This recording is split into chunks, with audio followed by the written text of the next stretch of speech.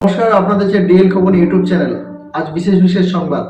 উত্তরপ্রদেশে ওরাইয়াতে পশ্চিমবঙ্গের হুগলি জেলার সিঙ্গুরের বাসিন্দা শেখ সৈয়দুল্লাহ অস্বাভাবিক মৃত্যুকে কেন্দ্র করে তীব্র উত্তেজনা ছড়িয়েছে। পরিবারের অভিযোগ, বাংলা ভাষায় কথা বলার কারণে তাকে বাংলাদেশি অপবাদ দিয়ে পিটিয়ে খুন করা হয়েছে বলে মনে করা হচ্ছে। মৃত যুবক সৈয়দুল্লাহ সিয়ামের বাসিন্দা ছিলেন তিনি। গত 5 বছর ধরে তিনি উত্তরপ্রদেশে ওরাইয়া এলাকার জরির কাজের সঙ্গে যুক্ত ছিলেন।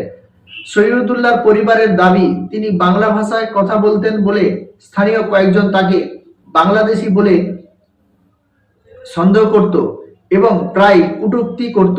অভিযোগ, গত মঙ্গলবার রাতে তাকে বেধড়ক মারধর করা হয়, যার ফলে তার মৃত্যু হয়।